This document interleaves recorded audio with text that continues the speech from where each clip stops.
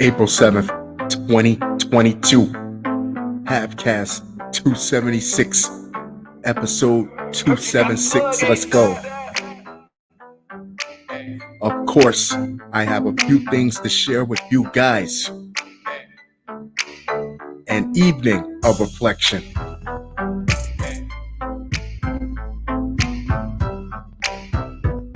Shall we? Woman cites sugar daddy to get out of jury duty for Parkland shooting. Boss man Cuddy pays the bills, jury duty doesn't. A prospective juror for the Parkland shooting trial cited obligations to her sugar daddy as an excuse to get out of jury duty. A stunned circuit judge, Elizabeth Scherer, was taken aback by a request from Miss Bristol to return to her unconventional familial obligations, but ultimately dismissed her from the jury. Judge gave her a sugar daddy pass. She respects the game. I have my sugar daddy that I see every day, she said nonchalantly. I'm married and I have my sugar daddy. I see him every day. The juror also cited other personal obligations as cause for her dismissal, saying during the jury selection process Monday that July 2nd is her birthday, July 4th is her son's, and July 18th is her other son's. Then she emphasized she has to figure out something in reference to her sugar daddy.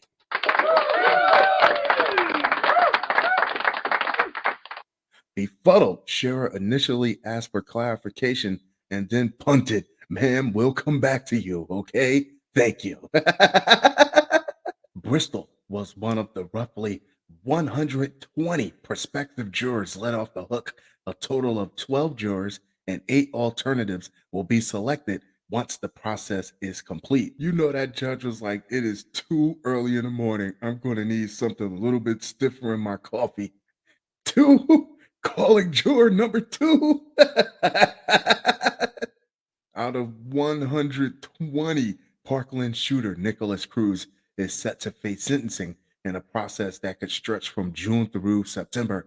He pleaded not guilty last October to 17 counts of attempted murder and 17 counts of first-degree murder in the 2018 slaughter at Marjorie Stoneman Douglas High School in Parkland, Florida. A total of 17 people were killed and 17 people injured in the massacre. He could face up to life in prison or the death penalty if convicted. Man arrested in deadly shooting over $5. I guess we know who's not the sugar daddy. You can't even get a $5 footlong for $5. It costs more than $5 to get mad over $5. A murder suspect is in Jackson police custody after officers arrested 22-year-old Jaquantis McGee for the murder of a 40-year-old man on Inglewood Street in Jackson. You can't even get a loaf of bread and a can of tuna fish for $5. Police say McGee, known as Kodak, approached Wendell Knowles on Friday, April 1st, asking, "Where's my $5?" before opening fire on Knowles before he could respond. Because $5 might not even get you a gallon of gas in some states, but let's tell this gentleman what killing someone over $5 qualifies you for in the good old state of Mississippi. Does Mississippi have capital punishment? Yes. Oh, the death penalty. Yes, Mississippi both has legal capital punishment and regularly uses the death penalty if the death penalty is held unconstitutional by the Mississippi or U.S. Supreme Courts. Those sentenced to death shall be sentenced to life imprisonment without parole. How much do you want to bet that that's a showcase he does not want to bid on? I bet you $5. Knowles died at the scene. This is Jackson's 32nd homicide of 2022. Jaquantis Harvey McGee was booked in the city holding facility and will make his initial court appearance Thursday. Dad, who lived in dorm, convicted of abusing daughter's pals. A man who moved into his daughter's college dorm and charmed her schoolmates with claims of influence and wisdom was convicted Wednesday of charges that he exploited the close knit group using threats and violence to enrich himself with millions of dollars as he ruined their lives. First off, if you're living in a college dorm with your daughter, you have no wisdom to share with me, sir. Whatever pearls you have accumulated over your many years is not good for me. Lawrence Ray, 62, was convicted at a trial where weeks of testimony chronicled his psychologically manipulative relationship with young people he met in fall 2010 at Sarah Lawrence College, a small New York liberal arts school. Ray moved into his daughter's dorm weird after finishing a prison stint, more weird, for a securities fraud conviction. So, red flags to me immediately is how did this college not realize that a man that doesn't go to the college was living on campus? Sentencing was set for September 16th on charges including racketeering, conspiracy, forced labor, sex trafficking, and obstruction of justice. Ray, who stood with his arms at his side and faced the Manhattan jury as guilty verdicts were returned on 15 counts, could face up to life in prison. One charge carries a mandatory minimum 15-year term. After the verdict was read, Ray was returned to custody, where he had been since his early 2020 arrest. His lawyers declined comment outside court and did not return email messages seeking comment. In a statement, U.S. Attorney Damian Williams said Ray had changed a group of friends who had their whole lives ahead of them. If you're a college student that's far away from your family, his role is perfect as being the father away from home. For the next decade, he used violence, threats, and psychological abuse to try to control and destroy their lives, Williams said. He exploited them, he terrorized them, he tortured them. Let me be very clear. Larry Ray is a predator. Larry Ray? An evil man who did evil things. Today's verdict finally brings him to justice.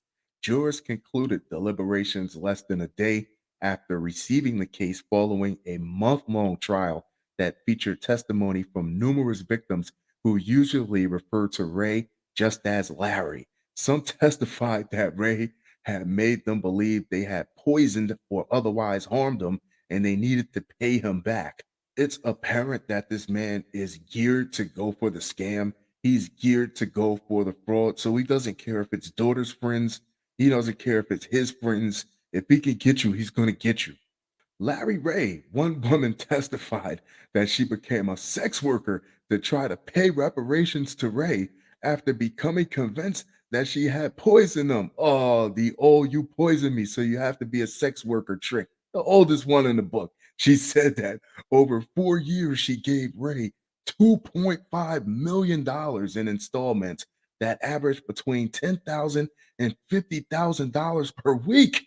How are people even listening to this man? It's killing me right now.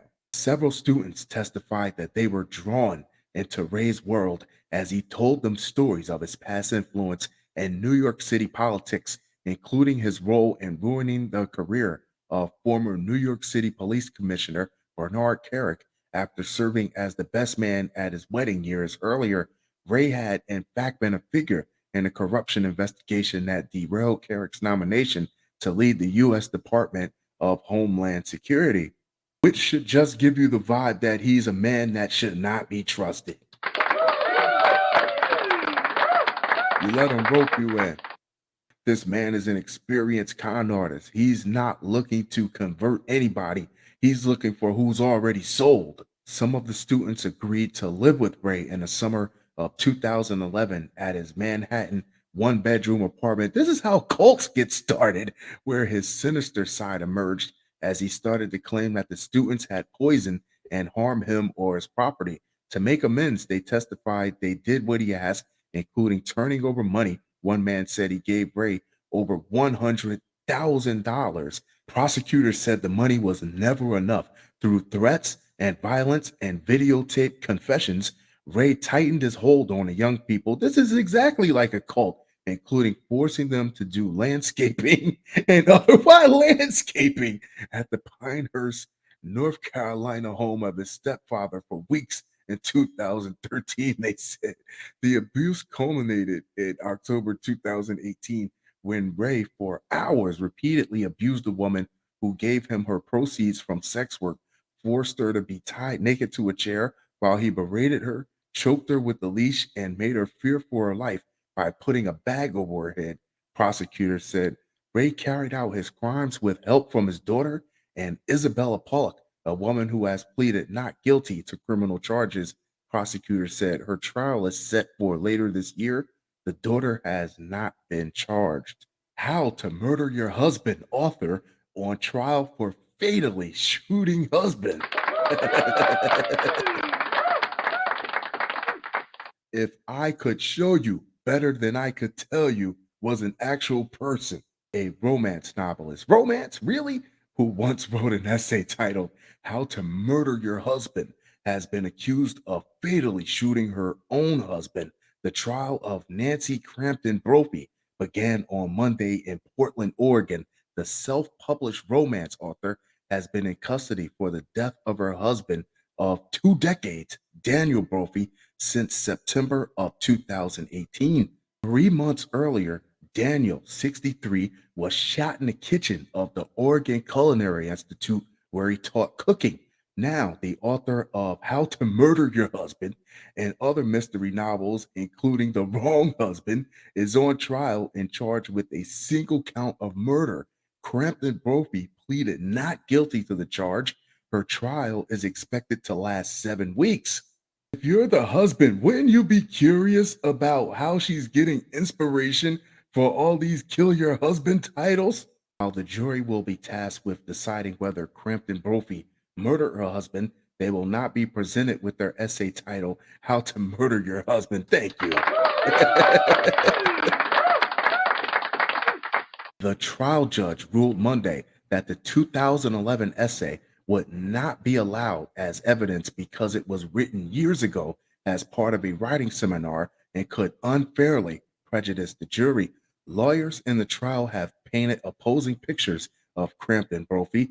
Prosecutors said the couple was stuck in financial despair, which fueled Crampton Brophy to shoot her husband in order to receive his $1.4 million life insurance payout. I mean, most of the cases when a spouse kills another spouse, it's over the money. Multnomah County Senior Deputy District Attorney Sean Overstreet told juries the romance author was motivated by greed and that she executed what she perhaps believed to be the perfect plan. While the culinary school had no security cameras, nearby traffic cameras caught Crampton Brophy's car on city streets near the institution around the time of the shooting. Prosecutors say that she followed her husband to work and shot him with a Glock 9mm handgun she bought at a Portland gun show, which are the type of shell casings investigators recovered at the scene of the crime. She also bought a ghost gun assembly kit that investigators found at a storage facility. Crampton Brophy's defense attorneys have countered that argument, claiming that the couple's finances were improving before Daniel's death. They also say that Crampton Brophy's gun purchases were for book research bullshit and in light of mass shootings. Mass shootings, okay, book research sounds kind of shady. Her attorney, Lisa Maxfield, told jurors that the couple had an unusually healthy and vibrant marriage right up until the end. Of course it is, because if someone is planning to kill their spouse, the relationship is going to be sunshine and rainbows until they kill their spouse. Please don't kill your spouse, people. After you've heard all the evidence in this case, we are certain that you will understand that Nancy Brophy did not kill her husband, Maxfield said. Crampton Brophy is expected to take the stand during the trial. Fun show, fun show, fun show. That being said, I'm going to wrap this one up, but I'll be sure to talk to you guys very, very soon. Adios.